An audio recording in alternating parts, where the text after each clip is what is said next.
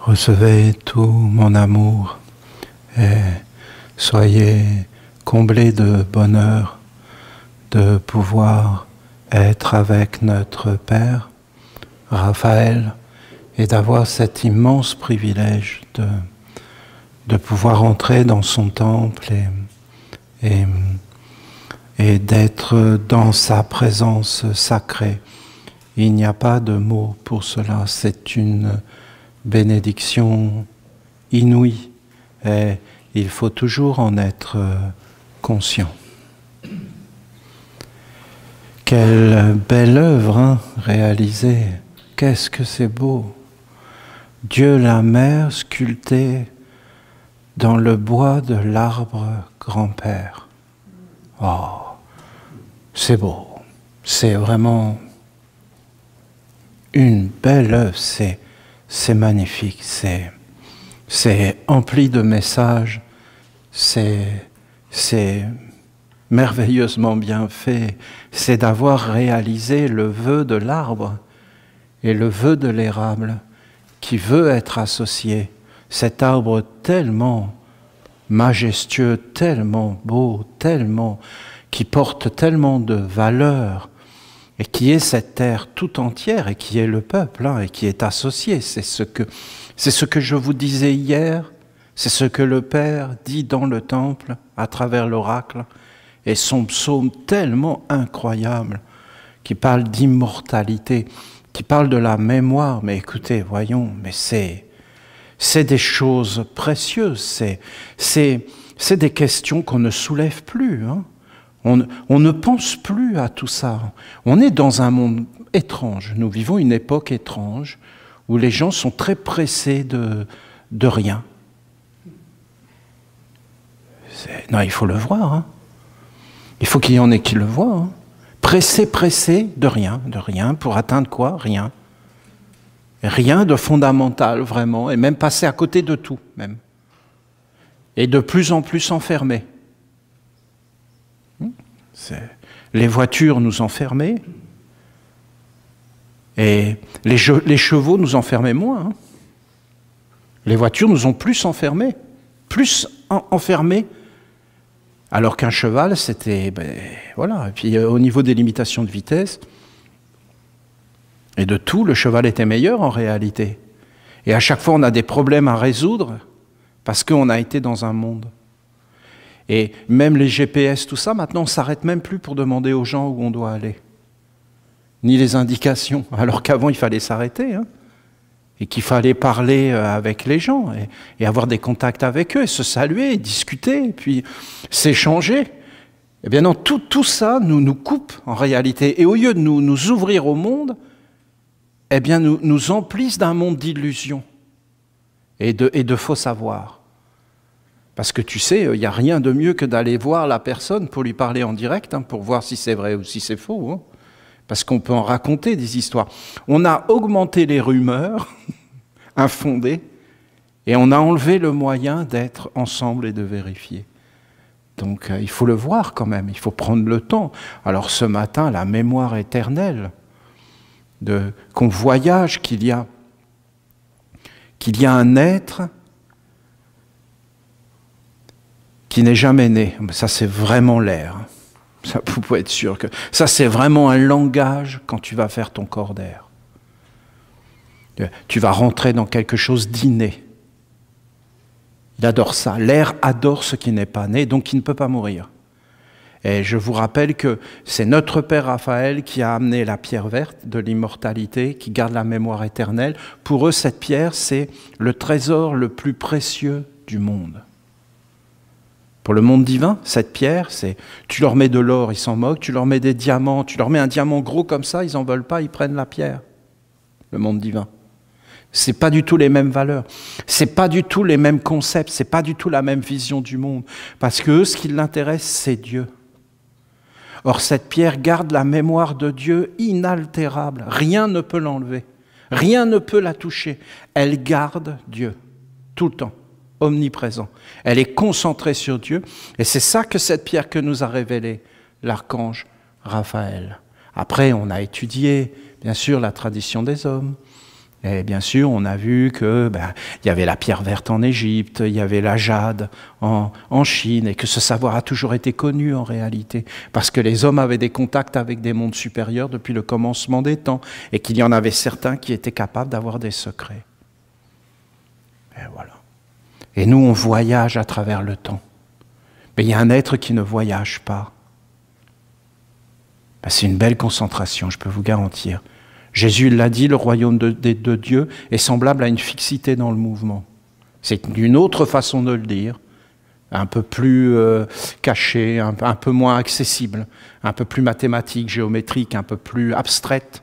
Mais en réalité, là, c'est très concret. C'est que nous sommes la pierre, nous sommes enfermés dans un monde d'hommes totalement identifiés à l'homme, alors qu'en réalité, nous sommes une pierre, nous sommes un animal, et nous sommes un ange, et nos pensées ne sont pas isolées de l'univers, notre corps n'est pas isolé de l'univers. Tu regardes ton corps, il n'est pas indépendant. Tu as besoin de tous les éléments de la nature pour vivre, et la nature, c'est la Terre, et la Terre, c'est le système solaire, et le système solaire, c'est l'univers.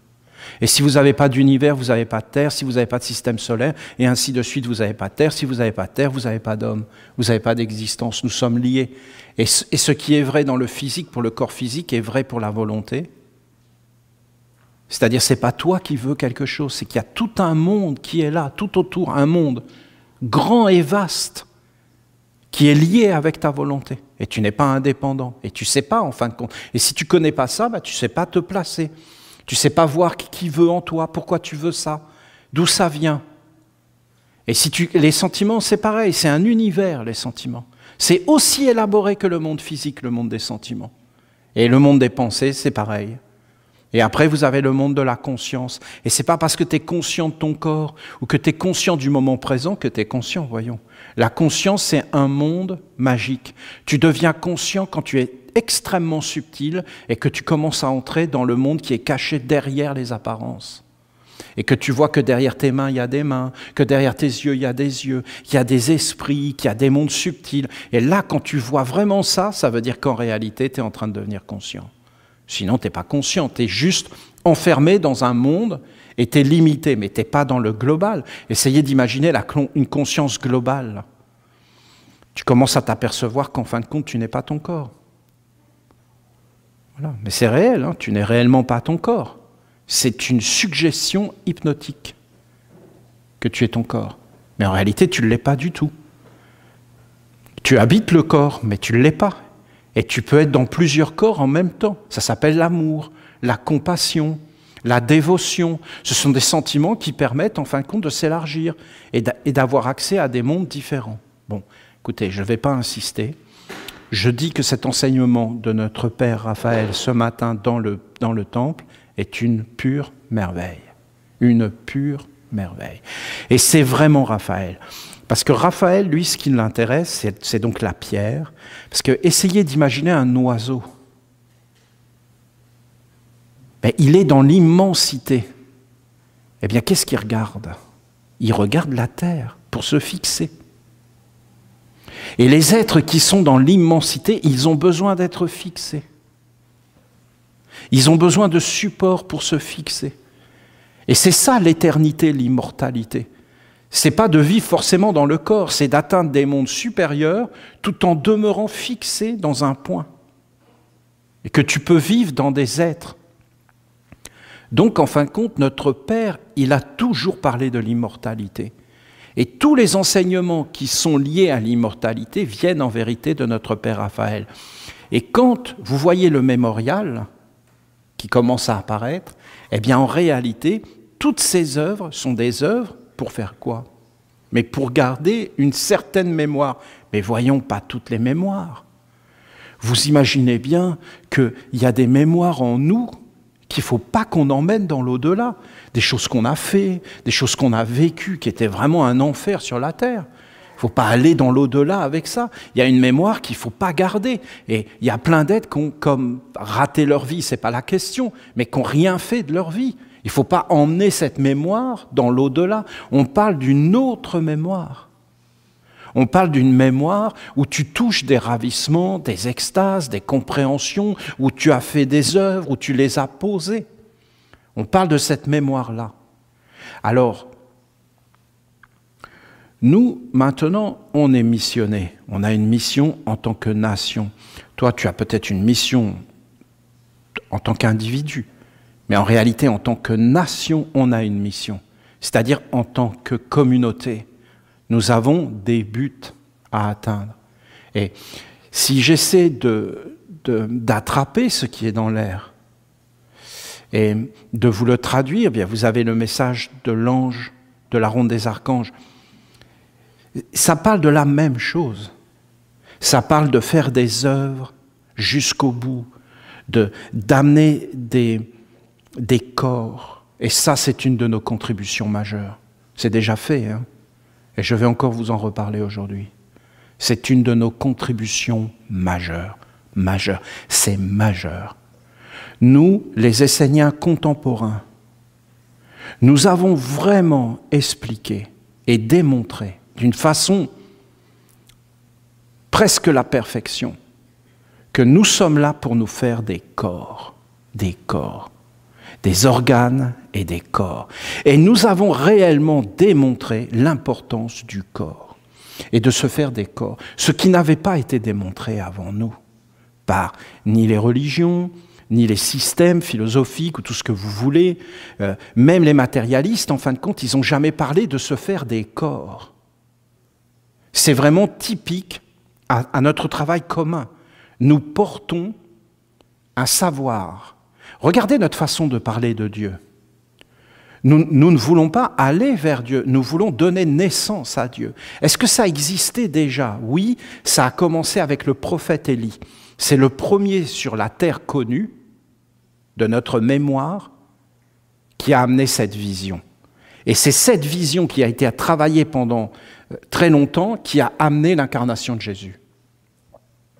C'est l'idée de faire un corps à Dieu. Sainte Marie, mère de Dieu, parent de Dieu, de faire apparaître Dieu à travers nos yeux, nos actes, et que Dieu, nous ne soyons pas dépendants de lui, nous sommes dépendants de lui. Ne pas voir notre dépendance au système solaire, à la terre, à la nature et toutes ces choses est extrêmement dangereux. C'est une illusion. Est-ce que l'indépendance est bonne? Oui, la bonne indépendance, celle de la royauté, de ta divinité intérieure, mais pas la fausse indépendance. Et il faut toujours être dans l'équilibre. Donc, en fin de compte, notre contribution, c'est cette science qui n'est pas du tout une croyance, qui n'est pas du tout une abstraction, qu'en fin de compte, on doit se faire des corps. Des corps. Et qu'en réalité, et aussi des organes. Voilà. Et qu'on n'a pas tous les mêmes organes, et qu'en fin de compte, le futur n'est pas écrit. En réalité, nous pouvons l'écrire si nous prenons en main certaines facultés et que nous les éveillons, eh bien, nous engendrons un autre futur, mais même un autre corps, une autre façon de regarder, une autre façon d'entendre, une autre façon d'agir, et en fin de compte, de se faire des corps solides, pas des corps de l'homme, mais des corps d'entités supérieures, ce qu'a dit l'archange. Il a dit que nous avons été des pierres, mais qu'est-ce que c'est qu'une pierre en réalité? C'est juste un organe dans l'homme. Hein. Le squelette, une ossature, une structure, une stabilité. Sinon on serait mou, on serait des mollusques. Et en fin de compte, qu'est-ce que c'est les plantes si ce n'est en fin de compte une capacité de digérer et de se reproduire? Regardez toutes ces choses. C'est un monde plus subtil. Et après, vous arrivez de plus en plus dans un monde plus élaboré, en fin de compte avec des corps mieux élaborés. Et après, vous arrivez à l'homme, et il a dit que nous devions être des anges, c'est-à-dire nous faire certains corps. Donc en réalité, c'est fondamental, c'est l'art de se faire des corps en développant certaines activités, en s'associant avec certains mondes, eh bien, ça crée des mondes et des corps. Voilà. Et si nous regardons la mémoire collective de l'humanité, eh bien, nous verrons des choses très surprenantes. C'est-à-dire que vous avez des êtres des êtres qui sont apparus comme Jésus. Mais Jésus, bon, il est à part parce qu'il n'était pas tout seul, mais vous avez Bouddha, par exemple. Et ces êtres, si vous regardez bien, ils ont été comme un organe dans l'humanité qui ont permis à certains hommes, pendant longtemps, de les regarder et d'être comme éveillés, comme un appel, comme quelque chose. Et, en fin de compte, ils ont été des corps de quelque chose de beaucoup plus grand, des manifestations de quelque chose de plus grand qui était caché, et ils l'ont révélé. Ils ont montré quelque chose. Voyez, par exemple, quand vous voyez Bouddha, qui est dans la posture de méditation, et qui est comme dans une espèce de sérénité avec les yeux fermés, eh bien, en réalité, il est en train de montrer quelque chose. Quelque chose qu'on ne peut pas voir ailleurs, qu'on ne peut pas voir dans la nature. Et il nous indique un chemin. Et en réalité, c'est comme pour nous éveiller.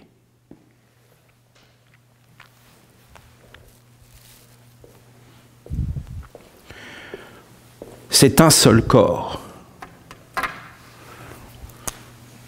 Vous avez l'homme qui est la résultante, des pierres, des plantes et des animaux. Et vous avez Dieu, la mer.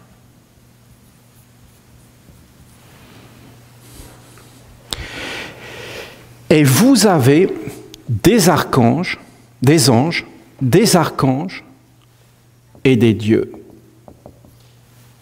Et vous avez le Père dont l'archange a parlé en disant « Jamais né, jamais mort, inchangé, jamais apparu, nul ne le connaît. » Et tous les autres mondes sont dans la connaissance. Dans la connaissance de quoi? Mais de Dieu.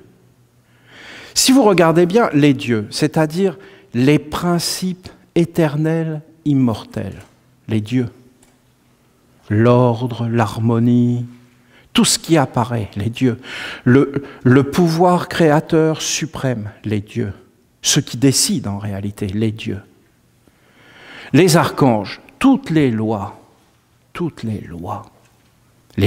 partout des lois, partout la sagesse, partout l'ordre, l'harmonie des lois, les lois des dieux.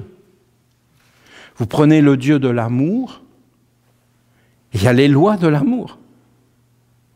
Tu ne respectes pas les lois de l'amour, tu n'es plus en harmonie avec l'amour. Tu rentres dans un autre monde. Le fait qu'on puisse dire amour est obligatoirement un autre monde qui va être la haine. Sinon, on ne peut pas voir. Comment tu peux voir la lumière sans les ténèbres? Et vous avez l'homme qui est au centre de tout ça, au centre. Vous voyez que ça va d'un monde totalement invisible, comme l'amour, comme la sagesse, des anges, des vertus. Et ça va vers un monde de plus en plus dense, les pierres, dur et compact. Et vous voyez que l'homme est au centre. Et en réalité, est-ce que l'homme existe?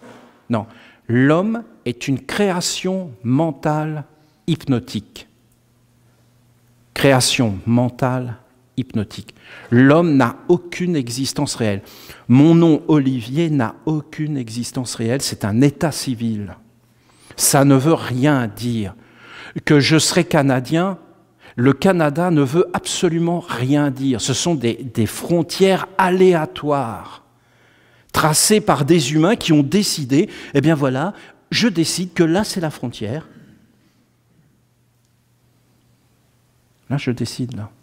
Et là je décide que tu ne peux pas passer si tu n'as pas des papiers. Et je peux même le décider pour les écureuils. Voilà, je vais plus loin maintenant, les écureuils aussi. Donc les écureuils ne peuvent pas passer, je vais mettre des caméras, des satellites, des rayons laser, je vais mettre des infrarouges, je vais les cramer quand ils passent. Et puis je vais tout contrôler, je vais regarder toutes les noisettes qui sont d'un côté et de l'autre côté de la frontière. Et si, un écureuil canadien vient prendre la noisette en Amérique, il sera taxé. Il devra payer des taxes. Et les vers aussi en dessous qui passent. Je vais creuser jusqu'au centre et je vais faire un mur inversé. Pour pas que les vers... Donc vous voyez bien que c'est aléatoire.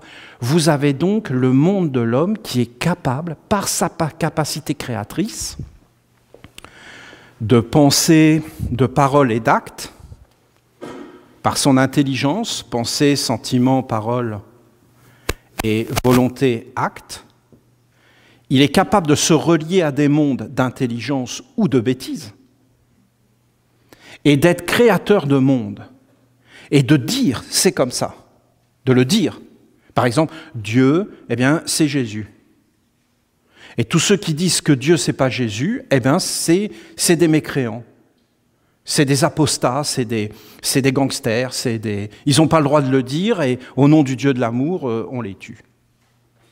Parce qu'ils n'ont pas la bonne parole. Mais tout le monde va dire ça. Après, ça va être les matérialistes, ils sont dans leur système. Et en fin de compte, c'est des systèmes très sectaires, en fin de compte, et très enfermés et très fanatiques.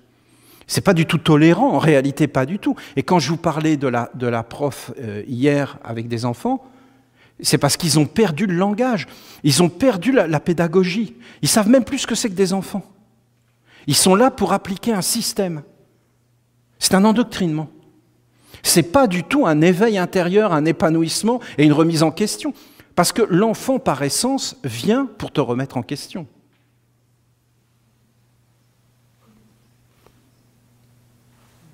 Tous ceux qui ont eu des enfants le savent.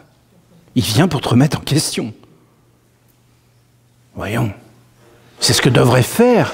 Hein. Et d'ailleurs, les enfants, c'est simple comment il faut les éduquer. Il faut leur dire, et toi, qu'est-ce que tu en penses? Puis après, et vous, qu'est-ce que vous en pensez tous ensemble? Il faut les laisser parler. Il ne faut pas les prendre pour des idiots. Ils sont loin d'être idiots. Les enfants sont bien loin d'être idiots. Ils ont tout un savoir immense, qui manque d'ailleurs, en général, aux humains, plus grands, qui, eux, par contre, sont rentrés dans des sphères de tout contrôler, de peur et de domination. Donc, c'est un enfermement. Et vous avez en réalité, autour de l'homme, des esprits, des génies, donc des mémoires, et des intelligences supérieures. Intelligence supérieure, par exemple, le christianisme, l'islam, le communisme, le socialisme, le capitalisme. Je peux vous dire que ces êtres-là sont des êtres qui vivent autour de l'homme et qui, en fin de compte, avec des esprits, par exemple, le capitalisme va dire, eh bien, les animaux, les végétaux, les minéraux doivent être des produits et doivent être, maîtrisés pour être transformés en biens et services. Et d'ailleurs, l'homme, qui est en fin de compte un animal qui pense, eh bien, lui aussi doit être maîtrisé et doit devenir un consommateur pour faire tourner une économie. Regardez. Et c'est donc une intelligence supérieure d'égrégore très très puissante, hein, parce qu'elle prend le contrôle des yeux, et après tout le monde est convaincu. Le sens de la réalité. Et on devrait étudier l'hypnose, parce que l'hypnose, tu dis à une personne qu'elle est un chien, et elle y croit. Tu dis qu'elle est Batman, et ça y est, elle se balade avec les chauves-souris à Montréal. Et ils y croient vraiment, vous en croisez d'ailleurs. Hein. À la rue Sainte-Catherine, vous croisez Batman, Superman, vous les croisez, ils se baladent. Tu les reconnais parce qu'ils mettent leur slip par-dessus leur pyjama. C'est comme ça que tu reconnais les super-héros. Et donc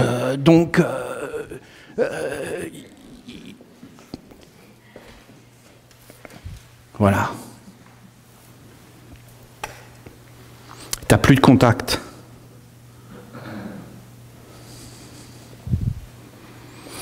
Ça crée le corps, les organes. Mais il n'y a rien derrière. Voilà, ça c'est le monde. Alors comment faire pour toucher ces êtres-là et pour les éveiller? Parce que c'est ce qu'a dit l'archange. Il a dit qu'on était global. Qu'on a perdu la mémoire.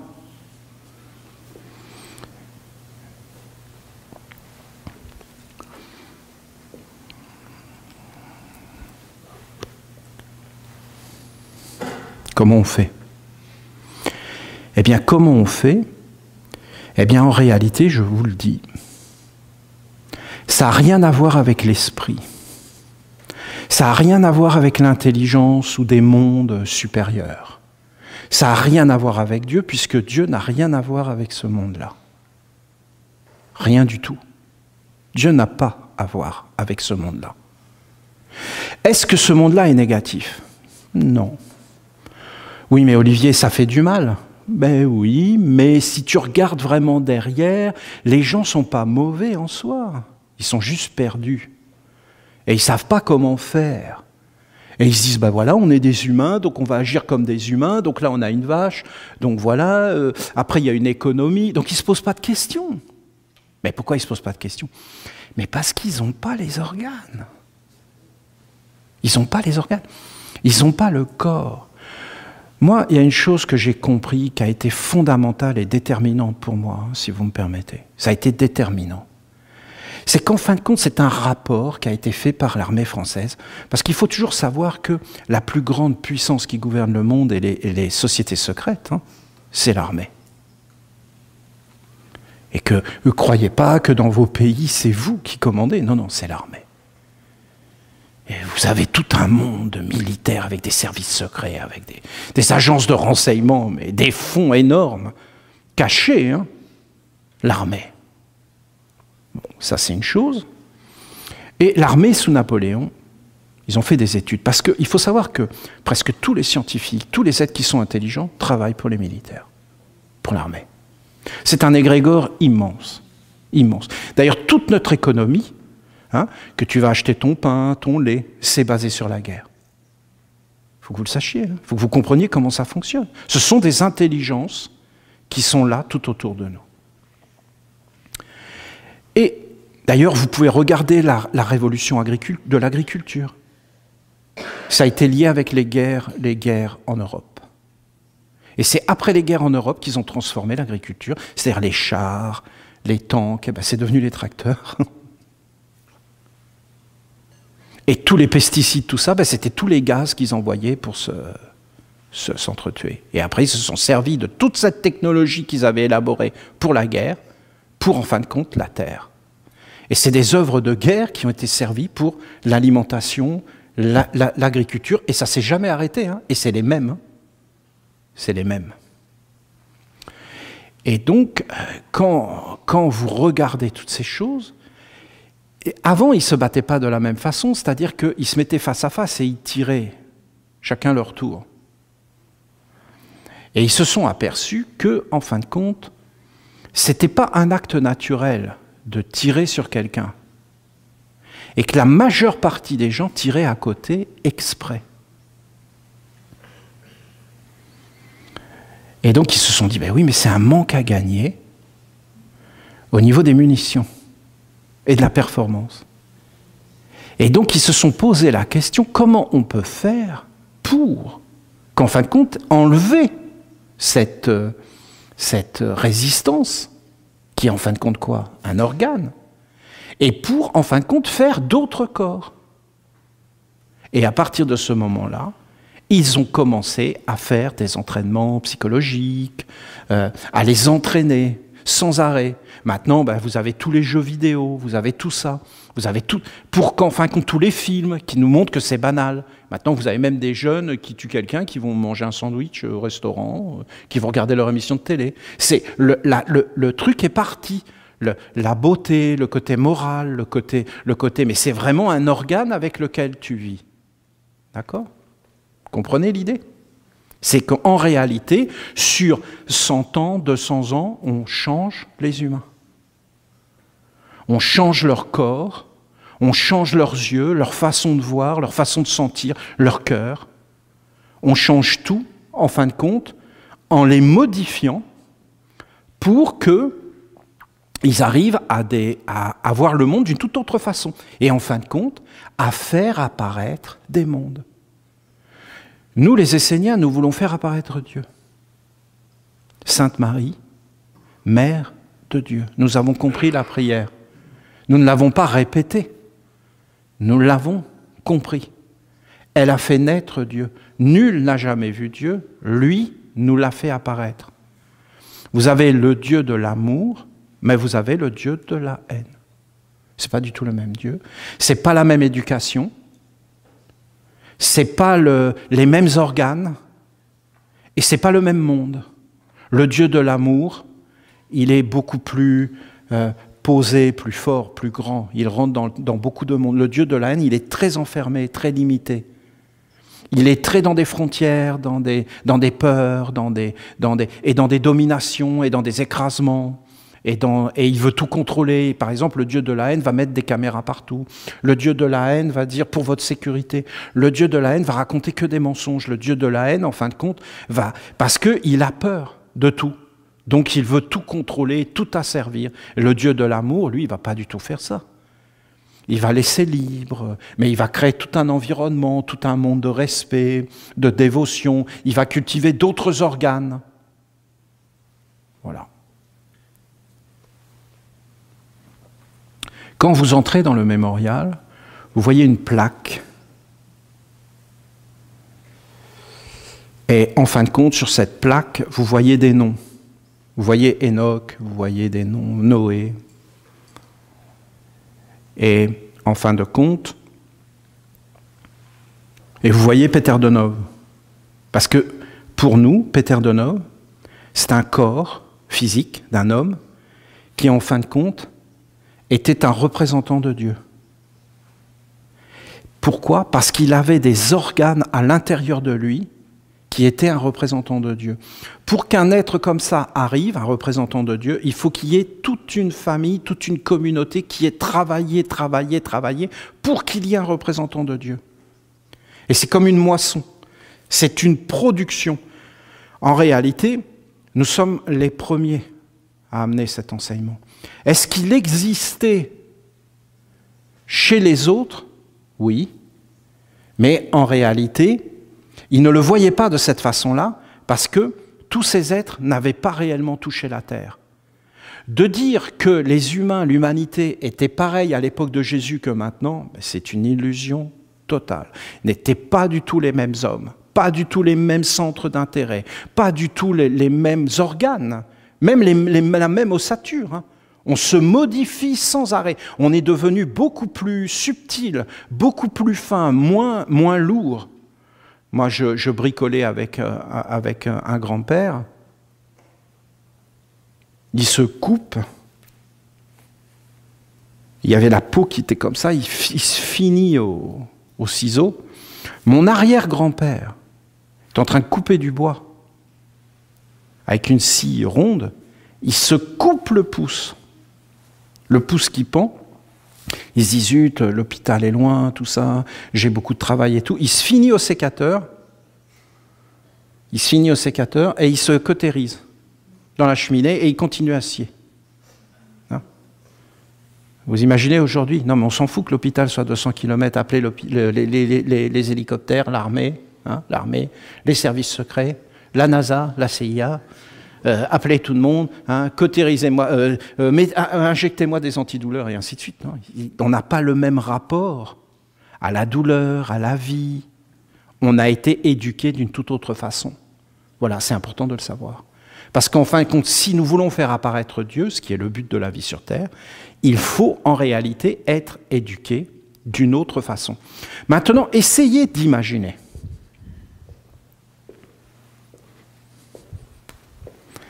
Que nous sommes emprisonnés dans cette frontière et que nous sommes persuadés d'être un homme et uniquement un homme et que nous avons perdu la mémoire de l'inné et que nous sommes enfermés dans ce corps d'homme et dans cette civilisation actuelle, dans ce monde actuel. Essayons d'imaginer ça. Nous rencontrons Jésus. Quelle est la différence? C'est que lui, d'abord, il est individualisé. Dans le sens que nous ne sommes pas individualisés. Nous sommes des sortes de biomasse, pensant à peu près tous pareil. Bon, pas nous les Esséniens, puisque, voilà, non, on se décale. Ça, c'est sûr qu'on se décale sur le côté pour regarder comme ça. Et on n'est pas comme ça. Oh, j'avance. Oui, oui, j'avance. Hein? Regardez. Tu vas où? J'avance. C'est bien? Ah oui, oui, il y a des sacrés paysages, hein, tout est électronique. Je regarde mon téléphone. Et tu vois des choses? Ah oui. Et tu comprends? Ah oui, je comprends, oui. Je comprends qu'il faut consommer pour faire marcher l'économie. C'est tout ce que je comprends. Il faut consommer, il faut consommer, il faut consommer. C'est ce que je comprends. Il faut essayer de survivre. Il faut que j'aille à l'école parce qu'il me faut du travail, il me faut une maison, il me faut une famille. Tout est planifié. Il me faut mon diplôme, il faut bishop, tout. Et il me faut ma vie. Il faut que je me fasse ma vie. Il faut que je lutte. Hein. C'est pas facile. C'est pas solidaire. C'est pas. Et voilà. Et en fin de compte, ça passe très vite. Hein. Et voilà. Il n'y a pas d'autre chemin. Si vous regardez Jésus à côté, lui, il est connecté avec tous ces mondes. Il est un animal. Il est une plante. Il est.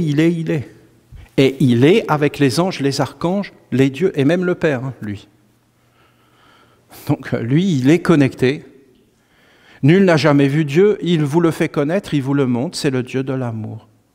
Mais César le montrait au même moment, hein, c'était le Dieu de la haine et de l'armée, de la domination, de l'ordre, de la Pax Romana, la paix romaine, la sécurité par les armes, la domination. C'est pas facile, je ne suis pas en train de juger, hein. Je vous dis que ce n'est pas facile. Si tu rencontres Jésus, les auras vont s'interpénétrer. Mais à votre avis, qu'est-ce qui va se passer? Entre un cercle où il touche réellement et un cercle où rien n'est touché, où il n'y a pas de sens, où c'est enfermé, au mieux, l'être va se dire c'est un ennemi d'État. Là, c'est au pire. Et il va vouloir l'agresser. Au mieux, il va se dire c'est un religieux. Même, il va se dire c'est un fils de Dieu. Donc, il va chercher dans ses catalogues, fils de Dieu, Wikipédia. C'est la première chose qu'il va faire. Hein. Il voit Jésus, il va sur Wikipédia. Jésus, fils de Dieu, envoyé du Père. Envoyé du Père, hein, c'est mitigé. Hein, gourou, secte, alerte. Alerte, éveil, danger. Donc, alors cherchons. Alors, vous devez regarder le côté financier, le côté sexuel, c'est des dépravés. Ensuite, voilà, il va vous mettre toute la liste. Hein. Et en fin de compte, qui va résister à ça? Donc, il est enfermé dans son monde. C'est-à-dire, là, ça ne passe pas ni en dessous ni au-dessus. La frontière. Rien passe. Il est touché. Mais comment il peut être touché? Comment il peut être touché? Il peut être touché uniquement s'il a des organes. Éveillés en lui par transmission héréditaire familiale. Est-ce que je suis en train de vous expliquer n'est pas marqué dans les évangiles? Mais bien sûr que c'est marqué, voyons. Bien sûr. Bien sûr. Ô bon maître, pourquoi m'appelles-tu bon? Regardez, regardez. Ô bon maître. Bonté. Où est la bonté? La bonté, elle est là. Bonté. Elle est associée à un ange beaucoup plus grand qui est le Dieu lui-même, c'est-à-dire le bien. Le bien, c'est le nom, c'est un des noms de Dieu. Mais la bonté aussi, mais c'est en dessous. C'est des organes de Dieu. Du grand Dieu de l'amour. Pas de la haine, hein, la bonté pour la haine. Lui, il va la dénaturer. Bonté. Lui, bonté, c'est intellectuel. Il la connaît pas. Jésus lui dit, pourquoi m'appelles-tu bon? Tu sais même pas ce que c'est. Pourquoi utilises-tu des mots que tu ne connais pas? Tout le monde parle de bonté. Tout le monde dit bon maître. Non, tu veux me flatter, tu es juste un voleur. Tu te comportes comme un voleur. Tu sais que je suis un être supérieur, et en fin de compte, tu veux me voler ma lumière. Pour la donner à qui? C'est dans les évangiles, hein. Ça, ils n'interprètent pas, mais regardez. Comment vous voulez qu'il fasse? Il n'a pas les organes. Jésus lui dit, si tu veux aller vers le royaume de Dieu, alors prie les prophètes et l'ancienne religion. Il dit, mais je le fais déjà. Jésus le regarde et l'aime. Pourquoi? Parce qu'il a une pratique religieuse, en fin de compte, qui maintient des organes sur la terre, mais qui ne sont pas forcément fonctionnels. Alors il lui dit, alors abandonne tout ça et suis-moi. Abandonne toutes tes croyances, tous tes concepts, ce qui a été travaillé par ton père, ce qui était fondamental à l'époque. Et suis-moi parce que moi je suis le nouveau. Et on ne met pas du vin nouveau dans des outres anciennes. Et là il dit, je ne peux pas. Pourquoi? Il n'a pas les organes, il n'est pas éveillé. Il ne peut réellement pas le faire. Il y a des choses que tu ne peux pas faire. Pourquoi? Mais parce que tu ne les comprends pas, mon ami. Regarde, quand tu étais jeune, tu comprenais tout ce qui t'arrivait. Mais non, voyons, tu n'avais pas les organes. Rien ne peut remplacer l'expérience. Rien ne peut remplacer d'avoir des organes. De quoi on parle là, en réalité, quand on parle d'esprit, de génie et d'intelligence supérieure? De génie, on parle de mémoire. Des esprits, on parle de force de conviction, de force d'expérience. C'est-à-dire qu'un esprit va passer à travers toi jusque dans la pierre. Et ta pierre devient précieuse. C'est-à-dire qu'en réalité, tu es solide, tu es puissant, tu es convaincu, tu es transparent, les esprits passent. Tu peux appeler des génies. C'est-à-dire, un génie, c'est quelqu'un qui profite de l'expérience des âges. Donc il a une multitude de mémoires qui viennent vers lui et qui lui parlent. Mais pourquoi? Mais parce qu'il est associé. Voilà. Vous avez la compréhension là de cette notion d'organe. Qu'est-ce qui se passe en réalité quand quelqu'un commence à s'éveiller? Parce que quand il y a eu ce monde de la chute et que les hommes ont été enfermés, emprisonnés dans leur monde, eh bien, vous avez tout de suite des êtres qui sont apparus pour les éveiller. Et ces êtres, en fin de compte, qu'est-ce qu'ont fait les hommes en règle générale? Eh bien, ils les ont pris, comme Jésus, ils les ont emmenés dans leur monde et ils les ont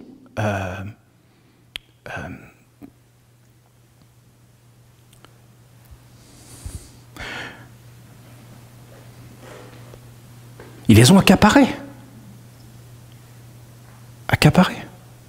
Et ils en ont fait des religions, avec des organes, pour conduire non pas vers l'éveil, mais vers l'enfermement. Et après, ils ont fait des choses politiques, des systèmes. Ce n'est pas forcément négatif, je vous dis. C'est comme ça, il faut le savoir. Et en fin de compte, ils ont enfermé les mondes, tout le temps. Enfermé, limité.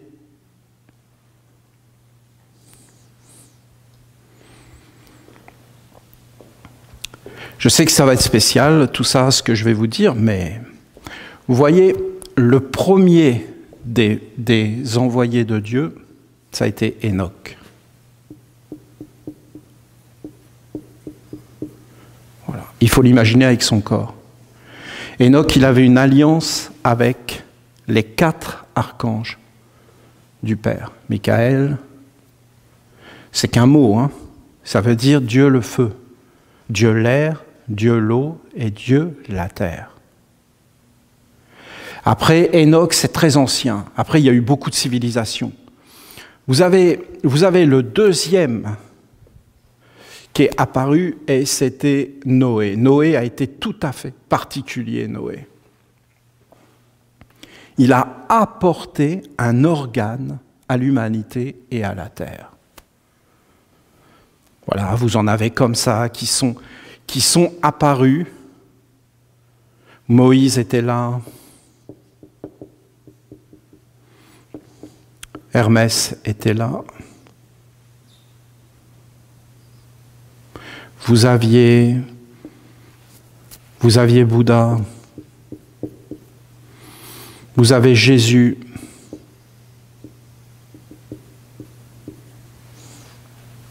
Vous aviez Lao Tse.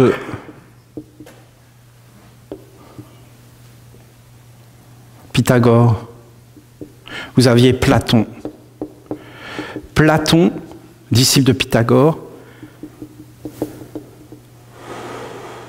Pythagore, il était associé avec l'archange Michael. Jésus, il y avait Saint Jean, Jésus, Jean, Marie-Madeleine. Ils étaient 5. 5. Ils étaient 5 et ils étaient associés au Père, à Dieu le Père.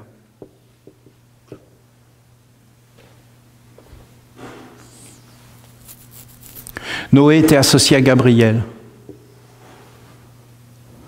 Hermès était associé à Uriel. Bouddha était associé à Gabriel. Platon était associé au règne végétal, aux plantes.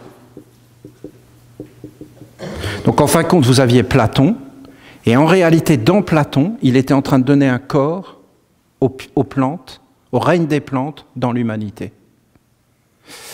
Voilà.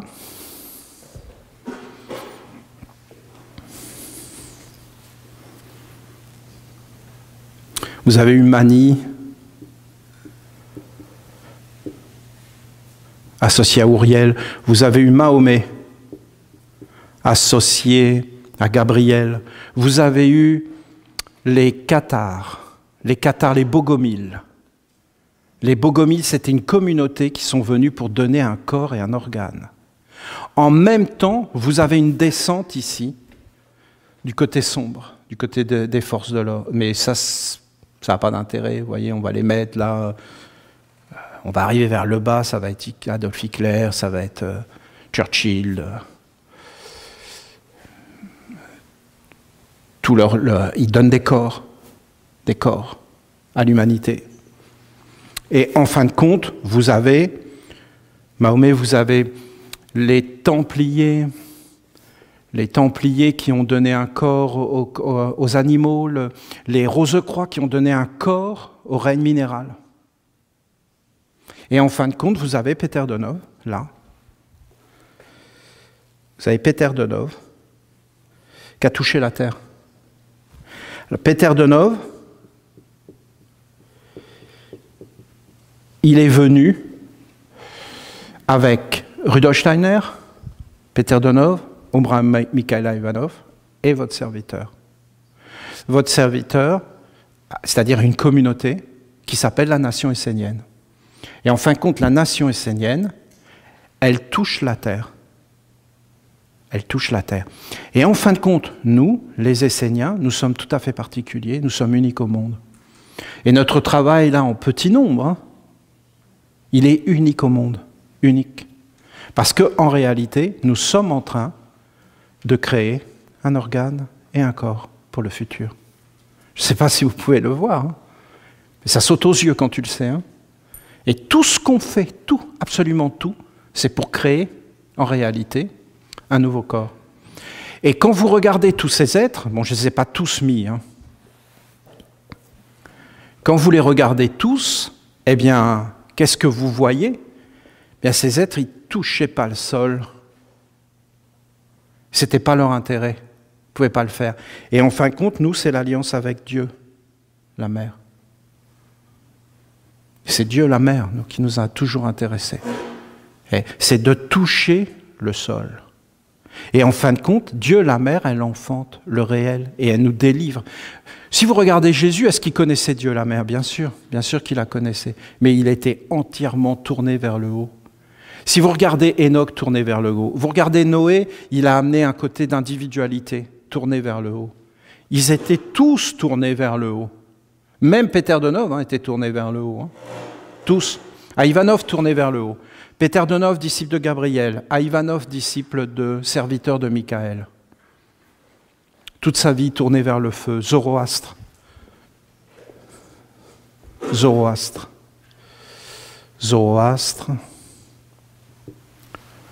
Et en fin de compte, nous, les Esséniens, nous voulons toucher Dieu la Mère, faire apparaître la terre et enseigner l'art de féconder, et en fin de compte de créer des corps. Nous, en fin de compte, Dieu ne nous intéresse pas. Comprenez? Jamais il nous a intéressés. Pourquoi s'intéresser à l'immortel, puisqu'il demeure éternellement? Nous nous intéressons au voyage et à la qualité du voyage et à la destination, puisque c'est notre monde. Pourquoi nous intéresser dans un monde qui, en réalité, est lointain, même s'il est omniprésent? En réalité, la seule chose à laquelle nous avons nous intéresser, c'est le corps. Et c'est en fin de compte rendre le corps réel. Et qu'est-ce que le corps réellement? Et en fin de compte, en touchant le corps, le réel, nous entrons dans la merveille des merveilles. Et nous nous apercevons que le corps n'est absolument pas fixé. Et que ce n'est pas le même. Et qu'en réalité, nous sommes des créateurs. Et que nous pouvons faire apparaître Dieu. Ou alors le mal, ça c'est sûr, on peut faire le mal, mais ça ne nous intéresse pas. Pourquoi ce n'est pas intéressant? Mais parce que Platon a fait tout ça. Et nous sommes des héritiers de Platon. Platon, il a dit, le beau est la splendeur du vrai. Voilà. Platon, il a mis les plantes dans l'humanité. Il a parlé des valeurs des plantes. Le beau est la splendeur du vrai. Mais pas simplement le beau comme ça, le beau moral, le beau intellectuel, le beau dans le savoir, le beau dans la gestuelle. Et en fin de compte, tu amènes tout un monde. Platon, il a amené tout un monde, avec des organes. Mais il était tourné vers la philosophie, vers des choses. Il n'était pas tourné vers de toucher la terre et d'entrer dans le réel. Moïse s'est approché, mais il était empli par toute la connaissance et toute la volonté qu'il avait de servir un monde supérieur. Pourtant, la mère lui a dit, enlève ton vêtement, enlève tes sandales, enlève le monde faux, enlève les apparences. Bouddha est entré. Et quand Bouddha a eu l'illumination, il a dit, je prends la terre à témoin que l'homme n'est pas. C'est ça qu'il a fait, Bouddha. Je prends la terre à témoin. Il a parlé avec la mer. Et Bouddha a parlé de la terre pure, de l'espace sacré, de l'espace de pureté, qu'il fallait entrer dans un espace, je vous en parlerai. Et voilà. Mais Bouddha, en fin de compte, même Bouddha a touché profondément ces choses. Profondément, il a touché. Donc, quand on met dans le mémorial ta pierre, d'accord? Ta photo, il faut que tu le veuilles, hein, parce que ça peut être dangereux aussi, hein, parce que tu ne veux pas forcément te rappeler de cette vie-là, hein, tu veux peut-être en être libéré aussi. Tu veux peut-être que tout s'efface, hein, et repartir à zéro. Regarde les choses, hein. Qu'est-ce que tu veux réellement garder? C'est quoi vraiment qui passe la mort? Tu les as posées, toutes ces questions-là. Il n'y a qu'en allant dans le jardin du silence, hein, en touchant la mer, que ça va s'éveiller, vraiment, profondément. Quand on appelait les archanges et tous ces mondes, on parlait de quoi? De l'ancienne tradition. Et quand vous lisez la Bible du Nouveau Commencement, vous avez toute la sagesse antique et toute la mémoire de toute la sagesse accumulée par l'humanité qui est révélée dans ce livre. C'est un livre extraordinaire. Et maintenant, c'est encore plus fort, puisqu'en ayant dégagé tous ces mondes, nous touchons la terre, le réel, celle qui met au monde, celle qui enfante, celle qui fait apparaître les corps. Quand l'ange de la ronde des archanges nous dit maintenant que ça doit être des écoles, que ça doit être des œuvres, ce que nous avait déjà dit notre Père Gabriel avec le cercle des 12, hein, et après il a recommencé en disant qu'on devait tout entrer dans une organisation, parce qu'en réalité, c'est le corps que tu vas former à Dieu qui va demeurer. Et quand on rentre dans le mémorial, la mémoire, c'est ça. Parce que regardez les êtres que je viens de citer. C'est des milliers d'années en arrière. On a encore leur mémoire. Pourquoi? Parce qu'ils ont créé des organes de Dieu dans l'humanité. Là, vous avez un voyage très grand qui est dessiné à travers les hommes. Si vous méditez là-dessus, vous comprenez qu'en réalité, ces êtres n'étaient pas des religions extérieures, mais que c'était des points de contact pour atteindre un centre à l'intérieur et de s'éveiller dans ce qui est plus grand que tout, dans une responsabilité individuelle et en fin de compte de faire un corps à la divinité et de la faire apparaître dans ce voyage. Dieu chemine à travers nous. Vous avez des cellules à l'intérieur de nous qui sont immortelles et qui passent à travers les générations, de corps en corps, dans nos enfants, nos petits-enfants. Oui, mais tu as tout le tour. Je ne sais pas si c'est compréhensible. Je reconnais que je vous dis des choses surprenantes. Mais vous avez qu'à regarder, et je trouve ça tellement surprenant, moi-même. Vous vous rendez compte? On touche le sol, on est les premiers. C'est impressionnant, je peux vous le dire que c'est impressionnant. Et on n'aurait jamais pu faire ça s'il n'y avait pas tout l'héritage du passé. Et vous les voyez là, ils sont tous en train de se battre pour sauver leur religion. Mais c'est à l'extérieur, ils sont devenus à l'extérieur. Ils ne voient pas qu'en réalité, c'est juste une question de faire des organes. C'est comme si un homme disait l'œil est supérieur à l'oreille, supérieur au sexe, supérieur au genou, supérieur au pied. Supérieur à la digestion, mais il manque un organe, était dans les problèmes, voyons. C'est un ensemble. Comment pouvoir comprendre une chose pareille? C'est grandiose, c'est vraiment grandiose. Et en fin de compte, on touche le sol et c'est le chemin de la remontée. De remonter maintenant vers le haut. Et comment? En devenant des créateurs et en fin de compte, en faisant apparaître des organes. Quand tu vas rentrer dans le mémorial, c'est-à-dire de garder la mémoire, pose-toi la question de quelle mémoire on parle. Pose-toi la question de ce que tu vas faire de ta vie et des organes que tu vas servir. Parce que bien sûr que ça a marché, vous voyez bien l'astuce et le savoir-faire, c'est de créer la ronde des archanges et de te faire entrer dedans. Bien sûr que ça marche, c'est une œuvre, c'est un organe. Tu es dedans, tu soutiens l'œuvre, donc tu es dedans, tu y participes.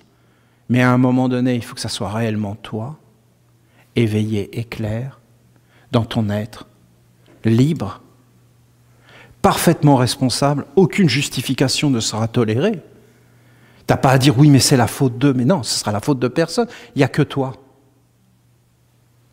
Et là, tu commences vraiment à t'individualiser. Là, ça devient puissant.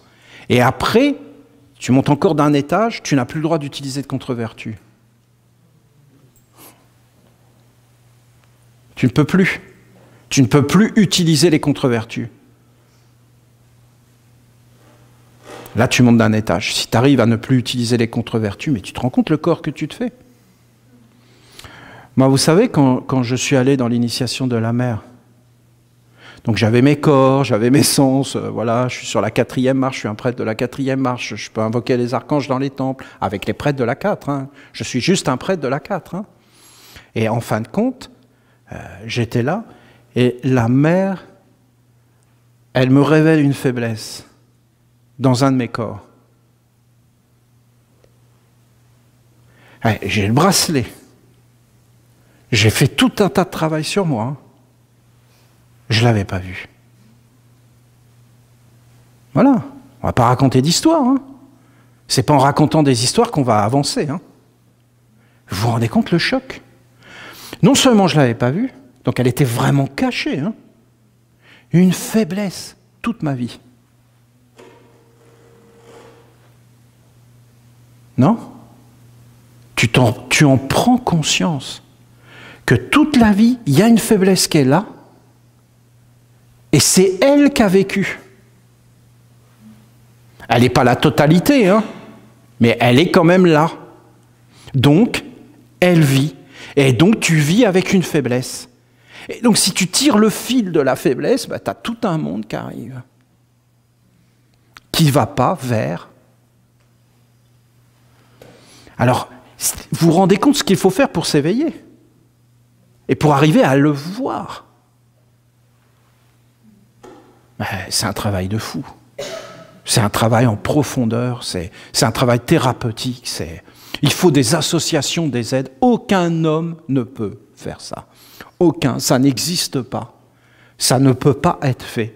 Il faut avoir des associations avec les animaux, avec des êtres.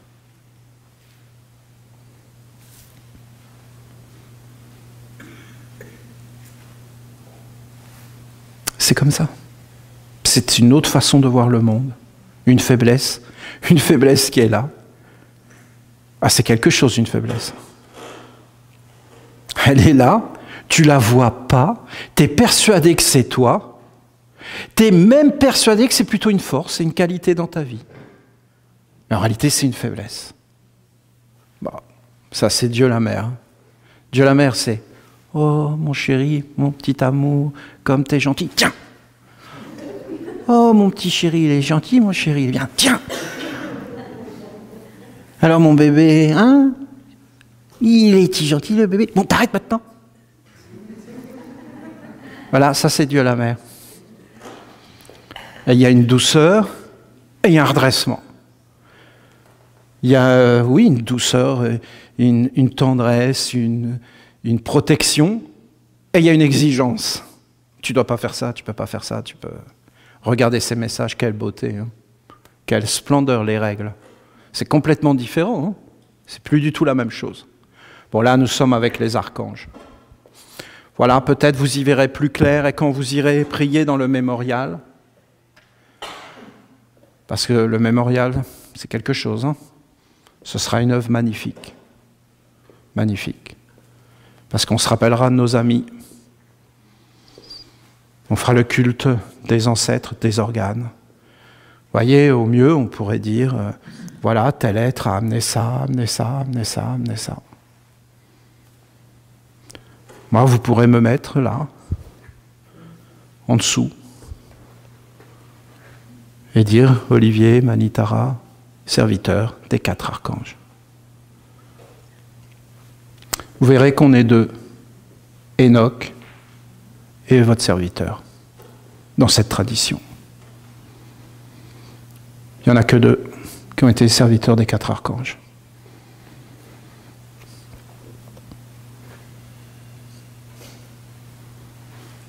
C'est comme ça.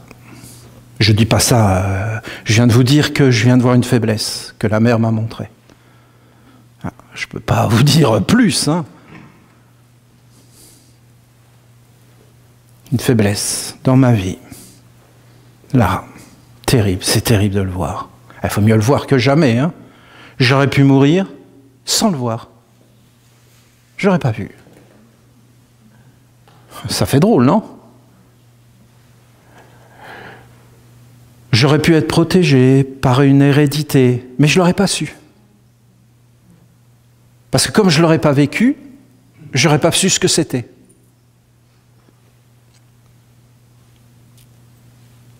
Il faut vraiment être universel, hein. Là, après, tu vois.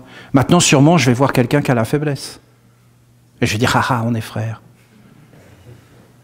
Et si j'arrive à m'en débarrasser, je pourrais aider celui qui l'a. Et jamais je vais le juger. Jamais. C'est impossible. On est des frères. On est pareils. On est les mêmes. Universels. Il n'y a pas de jugement. Il n'y a pas de condamnation. Il y a une prise de conscience, une responsabilité individuelle, un éveil individuel, digne, noble et libre, du cœur et des organes. Et après, d'œuvrer pour ce que tu sais être juste au plus profond de toi et faire ce que tu as à faire, le mieux possible. Et en fin de compte, de créer un corps, et après de l'association. Si tu veux vraiment œuvrer, il ne faut pas que tu te justifies, il faut que tu sois indépendant, il faut que tu aies une indépendance dans la vie, il faut que tu cherches à être indépendant. Et il faut que tu sois libre, et que tu fasses les choses par toi-même, et pas parce qu'on dit de les faire. C'est bien aussi, hein, c'est quand tu es un enfant. Mais à un moment donné, tu n'es plus un enfant. Et comme on reconnaît que tu n'es plus un enfant, tu es capable de stopper les contre-vertus et de ne pas les mettre en œuvre. Et si tu arrives à stopper les contre-vertus, mon ami, tu deviens comme dans la maîtrise, je peux te garantir que tu vas être un serviteur fidèle. Et si tu peux voir tes défauts en toute clarté et tes faiblesses et tes qualités, mettre tes défauts au pas, parce qu'en fin de compte, il n'y a pas vraiment de faiblesse, ça devient une force, si tu es conscient.